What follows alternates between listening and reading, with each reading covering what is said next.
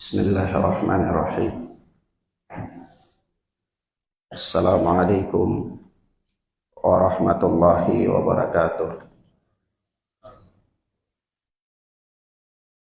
Alhamdulillahilladzi hadana lil Islam wa manna 'alaina bih wa akhrajana fi khairi ummatin fa nas'aluhu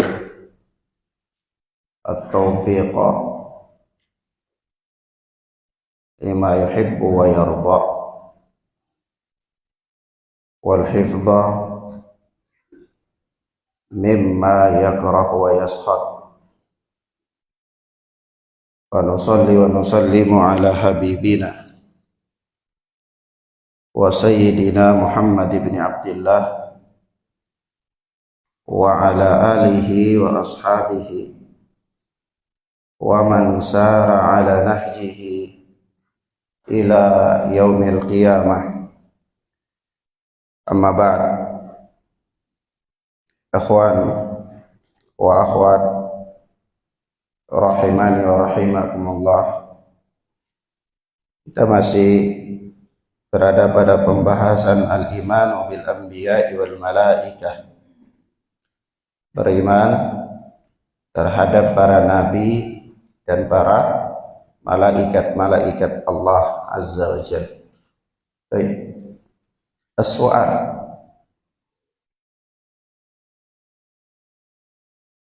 as-sirat, di antara peristiwa-peristiwa terjadinya hari kiamat ada satu peristiwa yang namanya sirat, yaitu jembatan di mana orang-orang akan melewatinya.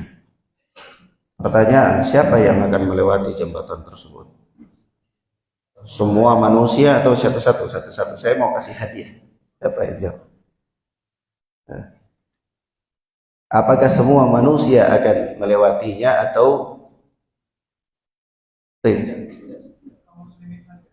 kaum muslimin saja? Nah, barakallahu fiik. Benar, ini saya kasih hadiah. Ini hadiah saya nih, minuman. Ya. Nih. Nah, jazakallah khair. Yang kedua, pertanyaan yang kedua, sebutkan bagaimana caranya mereka melewati sirat itu. Keadaan mereka dalam melewatinya itu.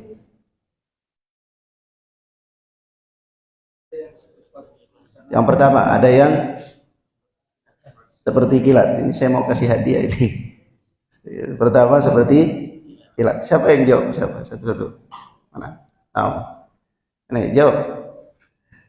Pak Kasman. Pertama ada yang seperti kilat cepatannya. Kedua ada yang seperti kuda berlari. Kuda berlari. Ketiga berarti semutan hembusan angin. Nah, ketiga, keempat. Coba. Nah, mereka melewati sirat itu berdasarkan kemampuan jasmani atau kemampuan imani. Saya kasih hadiah lagi. Ini minuman ini segar, ini minuman untuk apa? Meningkatkan daya tahan tubuh. Khair. Kemudian yang berikut, pertanyaan yang berikut. Iman terhadap para nabi dan para rasul. Apa perbedaan antara nabi dan rasul?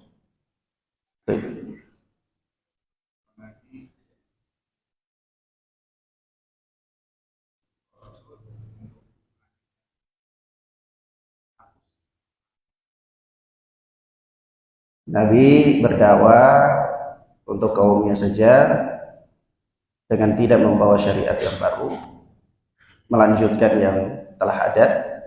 Adapun Rasul membawa syariat yang baru. Ya, ada syariat terdahulu yang dihapus dan diperintahkan untuk berdakwah kepada seluruh manusia. Nah, jazakallahu khair. Nih. Baik, barakallahu fiik.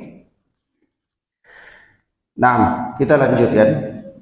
Wal imanu, kata Asy-Syaikh atau Al-Imam Al-Barbahari rahimana wa rahimahullah, wal imanu bil anbiya'i wal malaikah, beriman terhadap para nabi dan para malaikat. Adapun iman terhadap nabi sudah kita sebutkan pada pembahasan yang lalu, panjang lebar, dan sifat-sifat manusia yang ada pada para nabi. Nah, sekarang kita lihat iman terhadap adanya para malaikat. Apa maksudnya? Apa maksudnya iman terhadap adanya para malaikat? Maksudnya adalah mengimani keberadaan mereka, bahwa malaikat itu ada walaupun tidak bisa dilihat oleh manusia. Yang pertama, mengimani bahwa malaikat itu ada wujudnya, ada mereka.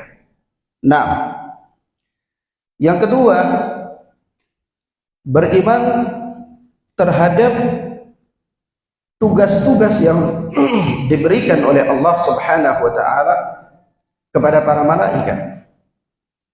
Bahwa malaikat itu adalah makhluk-makhluk Allah, dan Allah memberikan kepada mereka tugas-tugas sesuai dengan keadaan mereka. Seperti Allah berikan kepada Jibril tugasnya membawa wahyu alaihi salatu wassalam. Allah berikan tugas kepada malakul maut, malaikat maut, untuk mencabut nyawa manusia. Allah berikan tugas kepada malaikat Ridwan untuk menjaga pintu surga, dan seterusnya. Nah, ini yang kedua. Yang ketiga, beriman bahwa malaikat itu mempunyai sifat-sifat, yaitu diantara sifat-sifat mereka senantiasa beribadah kepada Allah Tabaraka wa ta'ala. Mereka tidak pernah berhenti dari beribadah kepada Allah walaupun satu detik. Nah, dan begitu pula bentuk fisik mereka, bahwa Allah Subhanahu wa ta'ala menjelaskan bahwa di antara malaikat itu ada yang mempunyai 2 sayap, ada yang mempunyai 4 sayap, bahkan ada yang mempunyai 600 sayap. Dan besar sekali wujud malaikat itu, sebagaimana disebutkan dalam hadis tentang malaikat yang memikul arsy Allah Jalla wa Ala, di mana jarak antara telinga paling bawahnya dengan pundaknya itu ditempuh dalam 700 tahun perjalanan burung. Ini burung dia terbang dengan kecepatan yang sedemikian itu 700 tahun baru sampai di antara jarak ujungnya bawah telinganya malaikat dan pundak malaikat. Allahu Akbar. Begitu besar malaikat itu, dan begitu kuat malaikat itu, dan begitu takut kepada Allah malaikat itu, di samping tidak pernah bermaksiat kepada Allah Jalla wa Ala. Ya. Nah, kemudian yang berikut, bahwa malaikat Allah Azza wa Jal itu diciptakan dari cahaya. Diciptakan dari cahaya. Datang dalam hadis Rasulullah sallallahu alaihi wasallam bersabda, "Khuliqatil malaikatu min nur." Malaikat itu diciptakan dari cahaya. Tidak usah kemudian antum pikir cahaya apa, cahaya balon lampu atau cahaya apa. Ya. Nah, jelas di situ Rasul sallallahu alaihi wasallam mengatakan, "Khuliqatil malaikatu min nurin." Allah menciptakan malaikat itu dari cahaya. Wa khuliqal jan min mariji min nar. Dan Allah menciptakan jin itu dari nyalanya api. Ya. Nah, Ya, sebagaimana datang ya di dalam ayat Al-Quran ketika iblis itu berkata, ana khairu minhu khalaqatani min nari wa khalaqatahu min tin. Saya lebih baik dari Adam karena engkau telah menciptakan Adam itu dari tanah sementara menciptakan aku dari api. Ya. Nah, dari ikhwan a'azzani Allah wa iyyakum, sekali lagi kita katakan jumlah malaikat itu tidak terhitung jumlahnya. Tidak terhitung jumlahnya. Allah Azza wa Jalla mengatakan, "Wa ma ya'lamu junuda rabbika illa huwa." Dan tidak ada yang mengetahui tentara-tentaranya Allah kecuali Allah saja. Tidak ada yang mengetahui jumlah malaikat itu kecuali Allah. Disebutkan dalam riwayat, sudah pernah ada sebutkan ya, bahwa dari Ka'bah itu kalau ditarik garis lurus ke atas sampai ke langit, itu ada satu tempat yang namanya Baitul Ma'mur. Baitul Ma'mur itu tempat ibadahnya para malaikat. Nah, di situ disebutkan oleh Nabi, sekali masuk di situ adalah 70.000 malaikat. Dan yang sudah pernah masuk tidak akan masuk lagi. Dia masuk, keluar, itu selama-lamanya nggak akan masuk lagi. Yang masuk itu yang lain lagi. Terus begitu setiap saat 70.000, 70.000, 70.000, begitu terus. Ya. Dan itulah menunjukkan bahwa betapa banyaknya para malaikat-malaikat Allah Azza wa Jalla. Dan di antara para malaikat-malaikat itu Allah Subhanahu wa taala ada yang menugaskan mereka dengan tugas-tugas yang rinci, ada yang umum. Nah, kita wajib mengimaninya semuanya. Ya, sebagaimana ada malaikat al-hafadhah yang memelihara, menjaga manusia. Ada malaikat yang menjaga alam semesta manusia ini di pagi dan malam hari, di siang dan malam hari. Ya, sebagaimana kata Rasul sallallahu alaihi wasallam, yata'aqabuna fikum malaikatun bil-laili wa malaikatun bin-nahar.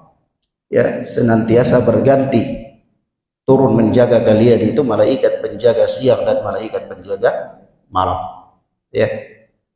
Mereka berkumpul di salatil fajri wa salatil asar, di salat subuh dan salat asar. Jadi malaikat penjaga siang itu turun di subuh dan malaikat penjaga malam naiknya di subuh. Malaikat penjaga malam itu turun di asar dan malaikat penjaga siang itu naiknya di asar. Ganti shiftnya di waktu subuh dan waktu asar. Sampai di hadapan Allah. Allah bertanya kepada mereka dan Allah lebih tahu. Apa pertanyaan Allah? Kaifa taraktum ibadi? Bagaimana kalian meninggalkan hamba-hambaku itu? Tadi waktu tinggalkan mereka itu bagaimana keadaan mereka? Yaqulun taraknahum wa hum yusallun wa atainahum wa hum yusallun. Kami datangi mereka itu ketika mereka sedang sholat, dan kami tinggalkan mereka pun ketika mereka sedang sholat, karena di waktu sholat. Ya repotnya ketika malaikat itu berkata atainahum wa hum la'ibun, kami datangi mereka sedangkan mereka itu sedang sibuk bermain. Ya, atau wataraknahum wa hum naimun, kami tinggalkan mereka sedangkan mereka itu sedang sibuk, sedang tenggelam dalam tidurnya. Waliyadzubillah. Ya. Nah, baik. Dan disebutkan bahwa ma yalfidhu min qaulin illa ladaihi raqibun atidun. Tidaklah terucap suatu ucapan dari lisan seorang hamba melainkan di hadapannya itu ada raqib dan ada atid. Itu apakah itu nama malaikat? Bukan. Raqib dan atid bukan nama malaikat. Ya, tetapi itu sifat malaikat. yakni malaikat yang raqib, senantiasa bersama dengan hamba, tidak pernah terlepas dari mereka. Dan atid, malaikat yang senantiasa selalu mengawasi hamba dan tidak pernah meninggalkan mereka. Ya, nah, Jadi bukan satu. Bukan apa? Satu. Nah, sampai-sampai para malaikat ini, begitu banyaknya malaikat yang mengawasi dan menjaga manusia sesuai dengan tugas mereka yang ditugaskan oleh Allah. Malaikat tidak akan pernah berpisah dari manusia. Tidak akan pernah berpisah dari manusia. Kecuali dalam tiga keadaan. Kecuali dalam tiga keadaan. Yaitu ketika dia janabah, ketika dia bersama dengan istrinya, dan ketika dia ada di dalam kamar mandi. Ya, tiga keadaan ini malaikat meninggalkan dia. Malaikat tidak ikut bersama dengan dia. Ya, nah, maka dari itu dianjurkan bagi orang yang berada dalam keadaan janabah supaya jangan berlama-lama dalam keadaan janabah. Dia segera mandi. Kalau dia lama-lama dalam keadaan janabah, gimana Ustaz? Ke pasar dulu atau tidak ada masalah sebenarnya. Tapi ini tidak utama. Yang utama dia segera mandi. Kenapa? Karena malaikat meninggalkan dia dalam tiga keadaan dan ini adalah salah satu keadaan. Sehingga malaikat yang menjaga itu senantiasa menghalau setiap bencana dan musibah yang datang kepadanya. Apa saja yang datang. Ya, ada orang tembak mortir padanya dari sana, dihalau oleh malaikat kalau belum waktunya. Dia jatuh dari jurang yang tinggi, ya jaga oleh malaikat sehingga tidak mati dengan izin Allah kalau memang belum waktu. Ketabrakan begitu juga, atau pas mau tabrakan gak jadi tabrakan, dihalau oleh malaikat. Nanti kapan ketika malaikat tidak menghalau bencana itu dari dia? Ketika bencana yang datang kepadanya itu adalah merupakan takdirnya. Merupakan apa? Takdir. Misalnya dia dilempari dari sana dan memang takdirnya bahwa lemparan itu harus terkena kepalanya, dilihat sama malaikat, tapi dibiarkan saja sehingga kenalah lemparan itu terkenalah kepala orang itu. Tapi kalau seandainya itu bukan takdirnya, dihalau oleh malaikat sehingga lemparan itu tidak akan pernah mengenai hamba itu. Allahu Akbar. Begitunya Allah Subhanahu wa taala memuliakan hamba. Ya, Allah menciptakan begitu banyak malaikat untuk menjaga mereka. Ya, dan malaikat-malaikat yang bertakwa kepada Allah Tabaraka wa taala. Malaikat yang senantiasa beribadah kepada Allah dan mereka selalu taat kepada Allah, tidak pernah berhenti dari beribadah kepada Allah walaupun satu detik saja. Nah, inilah malaikat. Inilah apa? Malaikat. Nah, dan malaikat itu dia mencium bau dari kemaksiatan yang dilakukan oleh seorang hamba. Kalau seorang hamba dia, malaikat tersakiti. Malaikat tersakiti dengan apa? Kemaksiatan yang dilakukan oleh seorang hamba. Sebab itu kalau bangun di malam hari untuk mau melakukan sholat, maka dianjurkan apa? Bersiwak. Begitu dia berdiri sholat malam, malaikat itu mendekat kepadanya. Dia membaca ayat-ayat Al-Quran, malaikat mendekat sampai menempelkan mulutnya di mulutnya yang dia baca Al-Quran itu, sehingga tidaklah huruf yang dia baca melainkan masuk dalam mulut malah. Iya. Kama ja'a fil hadis. Maka jangan sakiti malaikat dengan bau mulut yang tidak sedap. Ya. Begitu pula malaikat mencium kemaksiatan. Jadi ketika seorang hamba dia berdusta, maka dusta itu hadir. Kebohongan itu hadir di hadapan malaikat dalam bau yang paling busuk. Malaikat tersiksa dengan terus semakin banyak seorang dia berdusta, malaikat semakin tersakiti dengan baunya mulut kedustaan itu. Nah, Ustaz, kita gak pernah lihat malaikat. Memang Allah Subhanahu wa taala telah menghendaki yang demikian. Anda wajib untuk mengimaninya saja. Karena setiap yang ada itu tidak mesti bisa antum lihat. Seperti apa? Ya seperti rasa sakit. Antum merasakan rasa sakit, tapi antum tidak pernah lihat bagaimana bentuknya sakit itu. Ya. Nah, baik. Demikian ikhwan fillah azza wa iyyakum.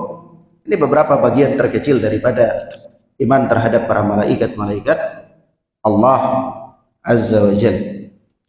Nah, kemudian kita lihat selanjutnya berkata Al-Imam Al-Barbahari rahimana wa rahimahullah, wal imanu bil jannati wal imanu bi annal jannata haqqun wan nara haqqun. Nah, di situ an-nar itu dibaca dalam bentuk apa? Nasab. Harakatnya fathah. Waw itu waw ataf. Jadi dia fathah dia kepada anna itu. Isim anna.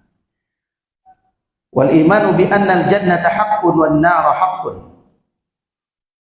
Haqqun di situ khabar anna, ya. Dia rafa. Wal imanu bi annal jannata haqqun wan nara haqqun. Wa annahuma makhluqatan. Al jannatu fis sama'i sabi'ah wa saqfuha al arsh wan naru tahtal ardi sabi'ati sufla wa huma makhluqatan. Dan kita beriman tentang surga dan neraka. Surga itu adalah hak, neraka pun adalah hak, yakni benar adanya. Surga itu benar adanya, neraka pun benar adanya. Wa annahuma makhluqatan, dan keduanya itu sudah diciptakan oleh Allah. Sudah diciptakan oleh Allah. Jadi surga sekarang ini sudah ada, neraka sekarang ini pun sudah ada. Ini bantahan kepada Mu'tazilah yang mengatakan bahwa surga dan neraka sekarang ini belum ada. Nanti surga dan neraka akan ada setelah hari kiamat, baru Allah ciptakan. Kenapa? Karena supaya surga itu dia tidak hancur. Kalau seandainya Allah ciptakan surga dan neraka sekarang ini, maka hari kiamat nanti dia hancur. Nanti dia hancur. Maka diciptakan setelah hari kiamat supaya dia tidak hancur. Begitu Mu'tazilah berkata. Tetapi Ahlus Sunnah wal Jamaah berkeyakinan bahwa surga dan neraka telah diciptakan. Dan kedua makhluk ini, yakni surga dan neraka, adalah makhluk yang kekal abadi, yang tidak akan binasa, tidak akan hancur pada hari kiamat, tidak akan hancur pada hari kiamat. Dan di mana letaknya surga dan neraka? Kata Imam Al-Barbahari, al-jannatu fis sama'i sabi'ah. Surga itu di langit yang ketujuh. Wa saqfuha al-arsh. Atapnya surga itu arasy-nya Allah Azza wa Jalla. Di atas surga yang ketujuh itu arasy Allah Jalla wa Ala. Wan naru tahtal ardi sabi'ati sufla. Sementara neraka itu berada di bawah bumi yang ketujuh, yang paling bawah. Bumi itu 7 lapis, ya. Sebagaimana dalam riwayat-riwayat, ya, 7 lapis bumi. Dalam lapisan bumi yang ketujuh, yang paling bawah, di sanalah adanya nerakanya Allah Jalla wa Ala. Nah, wa huma makhluqatani, keduanya adalah makhluk yang sudah diciptakan oleh Allah. Qad alima Allah Ta'ala adada ahlil jannati wa man yadkhuluha. Dan Allah Subhanahu wa Ta'ala telah mengetahui jumlah penduduk surga dan siapa-siapa yang akan masuk ke dalamnya. Wa adada ahlin nari wa man yadkhuluha. Dan juga Allah mengetahui jumlah penduduk neraka dan siapa-siapa yang akan masuk ke dalamnya. La tafnayani abadan. Surga dan neraka itu tidak akan binasa selama-lamanya. Tidak akan apa? Binasa selama-lamanya. Baqa'uhuma ma'a baqa'illahi abadal abidin. Kekekalannya surga dan neraka itu mengikuti kekekalan Allah abadal abidin, yang abadi. Artinya bahwa surga itu dia kekal, itu karena diizinkan oleh Allah untuk kekal, gitu. Maka kekekalan surga itu abadal abidin, tidak pernah punah. Selama-lamanya surga dan neraka itu kekal. Mulai dari dia diciptakan sampai hari kiamat, sampai manusia masuk ke dalamnya, dan seterusnya sesuai dengan yang dikehendaki oleh Allah Subhanahu wa Ta'ala. Nah, mafhum ya? Nanti kita jelaskan. Kita baca dulu teksnya. Wa dahrad dahirin, begitu pula sepanjang masa. Wa Adamu alaihi salam wa Adam alaihi salam kana fil jannatil baqiyatil makhluqah. Dan Adam alaihi salam dulunya itu berada di jannah yang kekal itu, yang sudah diciptakan itu. Artinya Adam alaihi salam dulu itu hidup di surga yang nanti di hari kiamat orang-orang mukmin akan masuk di dalamnya. Jadi bukan surga yang lain. Bukan surga yang lain.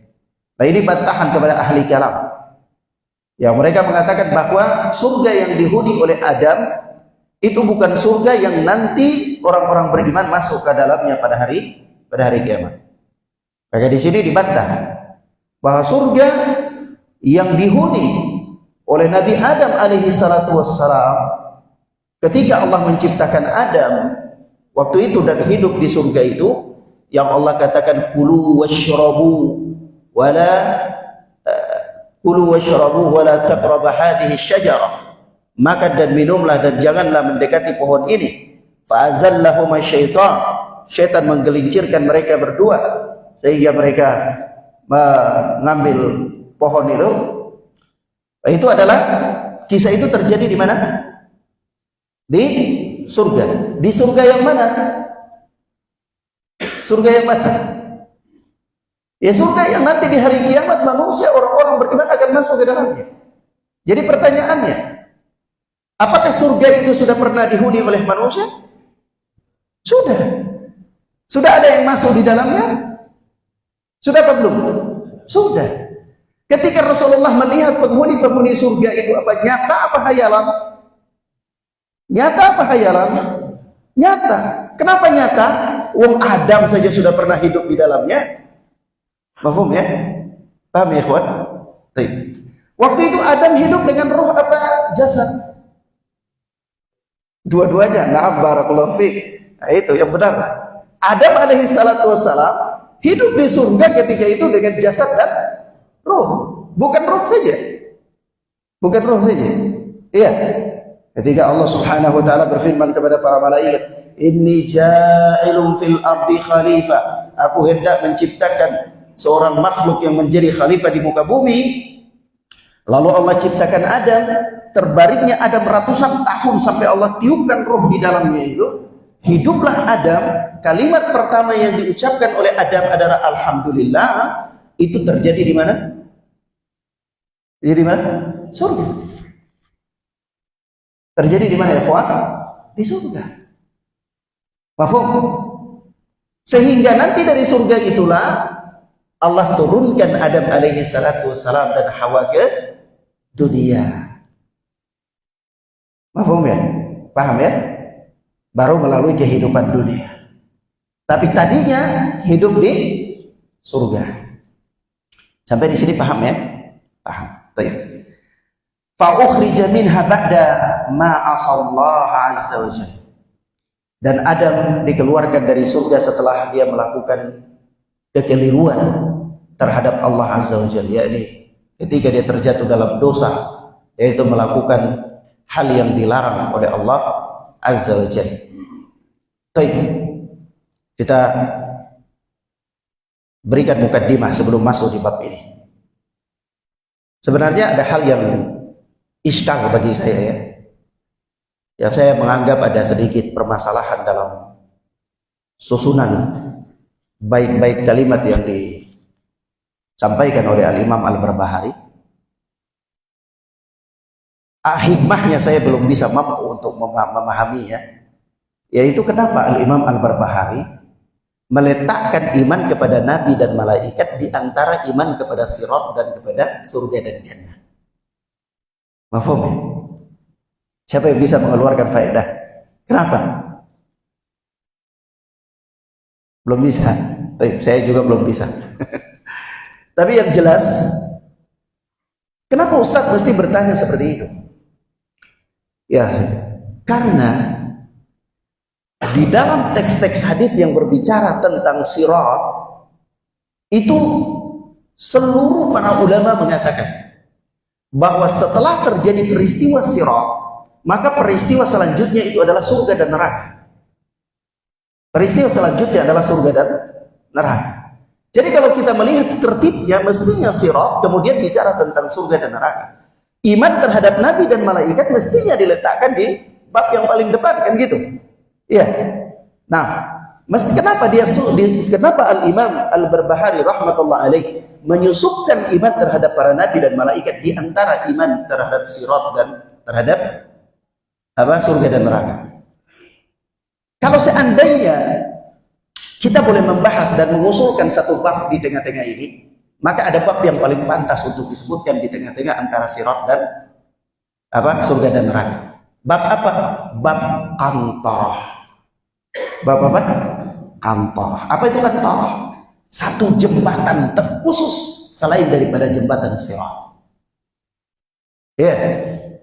Yaitu apa? Makanya sebelum kita masuk di surga dan neraka, kita bahas kantorah dulu. Apa itu kantorah? Begitu manusia, orang-orang yang beriman lewat di sirat itu dan mereka lolos dari sirat, mereka melalui satu peristiwa yang namanya melewati kantorah, jembatan. Nah, kantorah ini para ulama khilaf. Apakah dia adalah ujung paling akhir daripada sirat, atau dia satu jembatan khusus yang Allah ciptakan sendiri daripada sirat, dia lain daripada sirat, yang letaknya antara surga dan neraka? Jawaban yang paling kuat di antara bahasan para ulama bahwa kantorah itu jembatan yang tersendiri, yang dia bukanlah bagian akhir daripada sirat, bukan bagian akhir daripada sirat. Manusia lolos dari sirat, begitu mereka berjalan menuju surga, mereka terhalang untuk melewati yang namanya kantorah.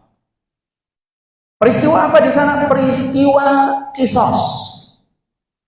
Lah Ustaz, bukankah kisos itu sudah terjadi di yaumil hisab, di padang mahsyar? Iya kan? Kemarin kita bicara tentang hisab itu kan sudah termasuk diantaranya apa? Kisos di dalamnya. Ya, di yaumil mahsyar. Kok di sini ada kisos lagi? Apa perbedaannya? Maka jawabnya berbeda. Kisos di mahsyar itu berbeda dengan kisos di kantorah. Kisos di mahsyar itu adalah menuntut keadilan atas hak-hak hamba. Menuntut keadilan atas hak hamba. Jadi Anda yang didolimi, Anda menuntut keadilan dari yang mendolimi, ya. Orang yang mendolimi memberikan pahalanya kepada yang didolimi. Kalau tidak ada lagi, maka dosa yang terdolimi diambil kepada orang yang mendolimi, dan seterusnya daripada peristiwa penuntutan hak dari yang terdolimi terhadap yang mendolimi. Ini terjadi di mana? Di mahsyar. Lalu yang terjadi di kantorah apa, Ustaz? Yang terjadi di kantorah adalah kisah untuk menghilangkan al-ghayyi, kedengkian, kemarahan di dalam hati hamba. Loh Ustaz, bukankah ketika hak-hak itu dikembalikan maka orang itu sudah ridho? Pertanyaan ya. Pertanyaan, Ustaz, bukankah ketika hak itu sudah dikembalikan maka sudah ridho, selesai, khalas di situ? Kita katakan tidak. Terkadang seseorang walaupun dia sudah mengembalikan hak, masih ada saja perasaan dengki. Contoh, kalau ada seseorang dia gibah antum,